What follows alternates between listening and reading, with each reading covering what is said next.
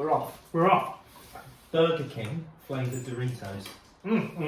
Shall we? Cheers. Cheers. Where go up? No, I'll go. Co-op peanuts. Oh, you're nuts. Extra salt. I was about to say salty. Right. FU part 5. Let's go. Excellent. So, Right. there has been a short break since the last FU. Mainly because life is busy. Very. And the sun is out and we're running around like headless chickens doing a million and one other things. And secondly, because we've both been asleep. I mean, the last 2 races. Come on. I mean, I think way back when I shouted Miami as being a snooze fest. Yeah. I didn't think it was going to be that bad. Rewind to Baku, a track we both like. Yeah. Where there is huge potential for entertainment. There's a massive long straight. Yeah. There's tight. I'm sorry, mate. I think the drivers have learned how to race around Baku. Yeah. The days are gone where it was just Monaco on speed and everybody drove into each I other. think they're absolutely bang on. They've learned how to do it. Perez Yeah. got his win because of the safety car timing for Max's pit stop, to be fair. And because F1 needs to create a story at every single race, he is the street fighter. He is the Yes. street expert The street expert, yeah. Yeah. Expert extraordinaire, best street racer of all time. ever. Thank yeah. God there's 86 street races a year now. No, have you digressing already?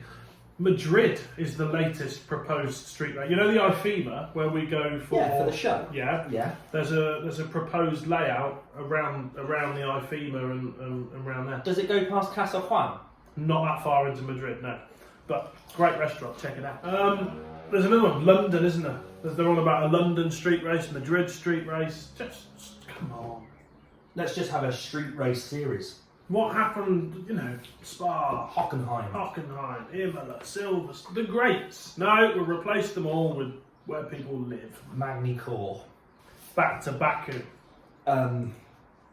Safety car, I think, played into Perez's hands. Massively so. But It's still a good drive from him, but the safety car helped him out. Yeah, big time. Red Bull 1-2, fair play to them. Leclerc managed to keep it out of the walls along the track and finish 3rd. I don't know how many seconds back he was, racing the Red Bulls who were probably only turned up to 55%. Sprint race, first one of the season. I didn't like sprint races last year. I think they're unnecessary. I think they're a gimmick. I don't like it. In an age where we're restricting budgets, we're asking people to race the cars not only at more races, 23, but have sprint races as well. Do you know what gets me about the sprint race though? Is the fact that the current point system is, you can have somebody on 804 million points versus somebody who's got 2. And all you're doing with the sprint race is making that gap even bigger. Yeah, because the best teams are just going to keep picking up 8, 7, 6. Regardless of who wins the race on a Sunday, those same teams are going to be in the fight on the sprint race on a Saturday. So you just make, I think we touched on it in 1 or 2. The sheer gap between is just ever points, widening. it just the points thing. 25 points for winning and 1 point for coming 10th, and you add that then with the sprint race. I just think they're pointless. What's wrong? So Baku came and went. Max Verstappen and George. I was about to Russell. say before we move on to the even bigger nap in Formula 1 this year of Miami. I felt like I've been anaesthetised for Miami. George Russell, sprint race. It was about the only exciting thing that happened all weekend. Stuck his elbows out. 1, 2, turn 2, I think it was. 2 or 3. 2 or 3. Up the inside, out the way, Mr. Strap-on. He went up the inside of Max Verstappen. He did. Oh dear. And then Max starts having a fit. In all the interviews after the race. What's that about? They had to. Miami. Good God. I wasn't sure whether I was asleep or in a coma. But Yeah. I've got to touch on this because I'm excited to already speak about it. What in all that's holy was the opening I mean, it was like the halftime Super Bowl with LL. Do you see it on TV with LL Cool J and the microphone introducing the drivers like he was announcing this year's Love Island? Yeah, driver. he's lean, he's mean, he's Mexican, he's dirty on the road. And then the drivers who are, got 0 points are walking out, and all this smoke's coming out, and all these sound effects, and there's all these girls with the pom-poms, and they're like, yeah, we're shit this year. And it was terrible, wasn't it? I've never seen anything like it. It was awful. It was so awful. I had no words. No. I was watching it like, what is this? Every single driver, I believe this is right, every single driver has spoken out about how it interrupted their pre-race setup, and it interrupted their time with the engineers and all that. Apart from one. Have a guess which driver really enjoyed it. Yuki Tsunoda. Lewis. Oh, yeah. Lewis was like, yeah, that was alright, yeah. Bringing F1 into the modern era. But I just thought it was embarrassing. It was embarrassing. Like, my nails were in the arms of the sofa. Like, what is this? I couldn't see Alain Prost, Michael Schumacher, Senna being needed. Keke Rosberg. Can you imagine Nigel Mansell? What is this? Yeah. It was just tragic. And then bolt onto that the Will.i.am and Lil Wayne Formula One song. If you haven't watched that, go and check it out. What a car crash. What was that? What an absolute... Formula One.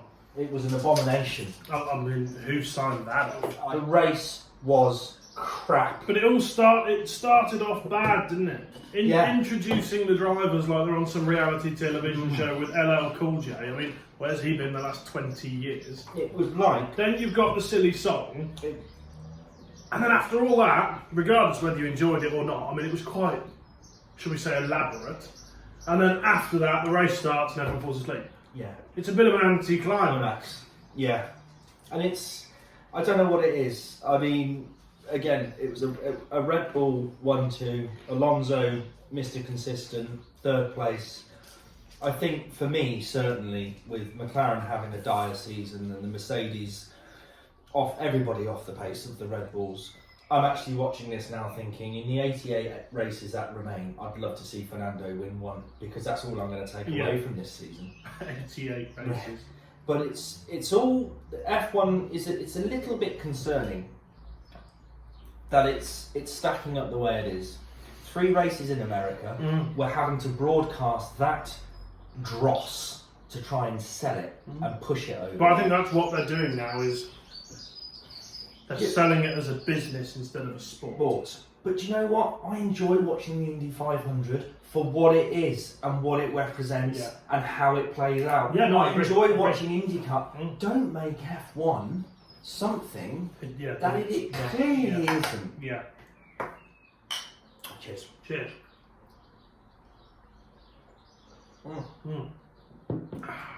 The Cronenberg. I haven't had Cronenberg for a long time. I like Cronenberg. Yeah. Funny story about Cronenberg. Me and Stefan got hammered on it on some holiday in Wales. Fell asleep in a farmyard gate. Were you watching the Miami Grand Prix? I tell you what was interesting though, from Miami, was the complete radio silence when it came to Perez and his team. So you and I did this the other day when we met. How? And I know everyone would go, oh, because Max is the best in the world. Perez is on pole. Max is in 9th place. Figure that out, doing the same car. Yeah. There's nothing more to say on that matter, is there? Perez isn't that much worse than Max Verstappen. He's the most successful Mexican driver ever. Big statement. The only place I can think, other than, some stuff going on behind the scenes, and I will give credit where credit's due, and I'm not Max Verstappen's biggest fan. Are you not? No. Huh.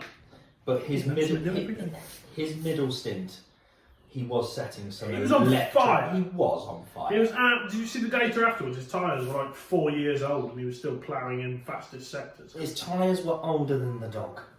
Hello, Baxter.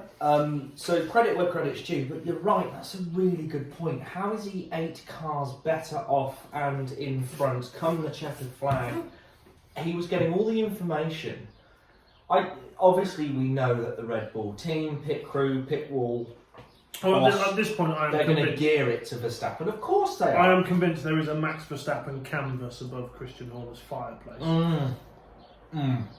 There might even be a sort of a Baroque fountain statue of him. Yeah. You know, with water coming out of his nipples.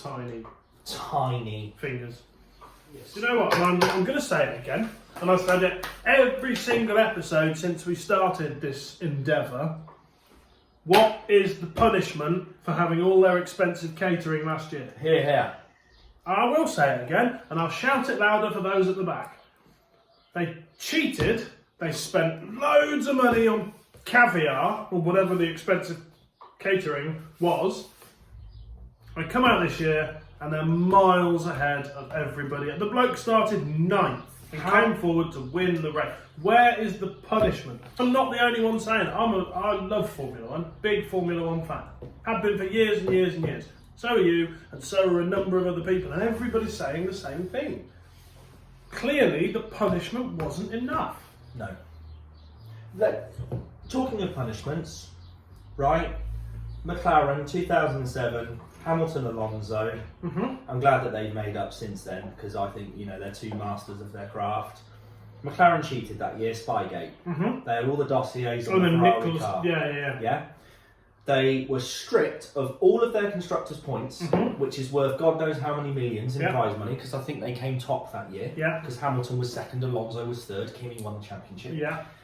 And they had to pay a 40 million pound fine. Yeah, So the total net value of you cheated. Yeah. Right, and Ron Dennis, fall on your sword, was tens upon tens upon tens of millions of pounds. Red Bull last year had this. Okay, the cheating wasn't in the same sort of category, granted, but they still broke the budget. Red Bull got that. McLaren all those years ago had 10 rounds with Tyson. Yeah. It's pathetic. It is. If Red Bull was struggling to keep 3rd or 4th in the championship this year, I'd sit here and say, yeah, fair play. They've had the punishment. They've obviously still got a half decent car capable of points. And those of us who have got a brain cell that functions knows it wasn't overspent on catering. Yeah. That is just lip service. Oh, they've paid an accountant several £million to hide it. Anyway, the fact that they have had their punishment and they are still... I mean, it is like... Makes a bit of a mockery. It's like a canyon between Red Bull and Aston Martin, Ferrari, Mercedes, everybody else at the minute. The gap is enormous. Canyon. It is. It is And ridiculous. it is something that actually quite annoys me. It really does. It does annoy. Well, it does annoy me because I guarantee if somebody this year overspent by £18,500 per race on catering, I guarantee the punishment would be harsher. But because of the uproar of last year, now, if anyone, let's say Mercedes, overspend by £18,500 per race on catering this year, next year they get the same punishment as Red Bull, there'll be an even bigger outcry because it's happened twice. So you've set a precedent, the precedent hasn't worked, and then you're going to change it again after the end. Anyway, we've gone on about that, so we're blue in the face. Williams bit! The bit! Go on, quickly! Well, it's just quite sad, isn't it, really? Like... That you've not had the rub of the green. No, they've had some serious bad luck. In Baku, if the safety car had been like 2 laps earlier, yes, they'd have been on for points. And I'm convinced of it because they nice pit and then ball. they didn't get the time saved under the safety car. You know, you've had Albon's brake failure. The really, really, really rubbish thing is the Williams is by no means the slowest car on the grid. It's not. It's not. It's quicker than the AlphaTauri, quicker than the Haas, arguably quicker than the Alfa Romeo, but we're still bottom of the championship. And for the first time, really, since probably 2020, 2021, they don't deserve to be at the bottom. No, I'll go along with that. They deserve to be coasting along 8th, maybe pushing for 7th. Several times. If Williams are serious and Doralton are serious about their investment, about getting the team back to where it should be, got to have 2 solid drivers. Albon is proving to be a good, solid number 1 in that team. Out-qualified Sargent 5 out of 5 so far. Yeah. But they need a solid, not because they're worth £408 million in sponsorships, not because their dad owns a diamond mine and puts his name on the car. They need a solid, fast. Do your McLaren bit. Okay. So, you've got some, before we finish. Yes. You've got some news about Nick De Vries. Apparently, Nick De Vries. Dr. Helmut Marko has isn't he? Oh, could you imagine if you and I worked in the factory? Oh, look, there's Helmut. The helmet. I mean, come on. Oh, He just looks. He looks like. a Bond villain. No, but it's like a Bond villain that's been melted. His face is a little bit like. Like, what is Helmut Marko? Oh, I God. know. Anyway, apparently Dr. Helmet has said to Nick De Vries that if he hasn't shaped up by the Spanish Grand Prix, he is out. And, Who would come in? well, supposedly Danny Rick has been seen at the AlphaTauri outfit having a seat fitting. Has he really? What a fall from grace that is. Well, Winning races at Red Bull. Red Bull darling until Max came along. Who? Max. Who's that? Max. Oh, Renault, second highest paid, get my words out in a minute, paid driver on the grid. yeah. McLaren, massive payday. McLaren, we're on an apex now, we're on an up. Does win a race, all ends in tears last year. Shouldn't have been his win. Goes back to Red Bull and then ends up in the sister team of the team that he left because he was worried about the little upstart from Holland. It's not even a system, it's a feeder team. Feeder's even worse than sister. Red Bull would never let AlphaTauri outperform them, therefore it's a feeder team. Would you rather be a sister or a feeder? Neither. I'd rather have stayed at Red Bull, stuck my elbows out and dusted up for strap-on. And said, no mate, this is my team. I've got 6 wins to my name. Get to... There you go. Yeah. Right then. Oh. Well, I think... But there we go, Imola next. Oh, proper track! An actual racetrack, not through the centre of town. Who came first there last year? Strap-on Perez, Norris. Was it Norris last year? Yeah, I think it was. So Red Bull 1-2'd in Imola Yeah. last year. That's fucking great then. Alright then, well... here's There we to go that. again. Cheers. Over and out.